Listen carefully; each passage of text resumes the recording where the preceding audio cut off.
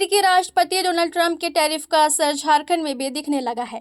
झारखंड का कपड़ा उद्योग संकट में आ गया है। इससे करीब 3,000 लोगों की नौकरी संकट में पड़ गई है।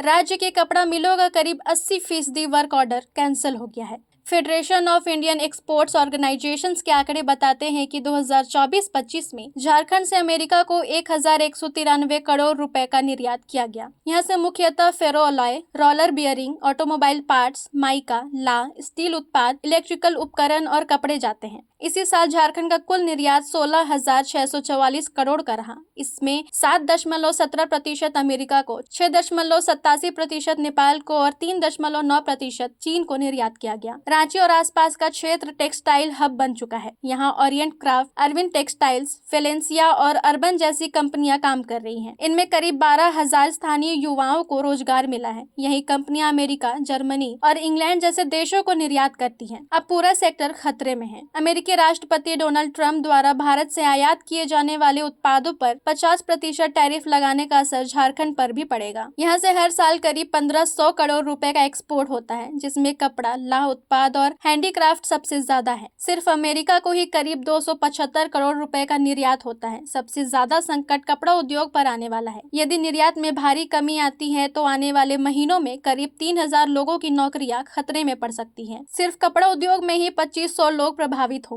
टेक्सटाइल कंपनियों को विकल्प तलाशना आसान नहीं है। उन्हें नए ग्राहकों तक पहुंचने में वक्त लगेगा। तब तक एक्सपोर्टरों को नुकसान झेलना होगा और स्थानीय लोगों का भी रोजगार जाएगा। एक्सपोर्टर राजकुमार बियानी कहते हैं कि हम यहाँ से फायर ब्रिक्स भी निर्यात करते हैं, लेकिन अब अमेरिका में यह महंगा पड़ेगा। फिलहाल वहाँ चीन से 30% टैरिफ लिया जा रहा है और भारत से 50%। इससे हमारा मार्जिन घट जाएगा और नए मार्केट में कपड़े बनाने में वक्त लगेगा। इसी तरह एक्सपोर्ट मामलों के जानकार विवेक टिबड़ेवाल का मानना है कि फेरोलॉय, फायर ब्रिक्स, पैक्ड फूड जैसे उत्पादों पर भी टैरिफ बढ़ा है। हालांकि इनका निर्यात झारखंड से बहुत ज्यादा नहीं होता, लेकिन कपड़ा उद्योग को बचाने के लिए सरकार को ठोस पॉलिसी लानी ही होगी।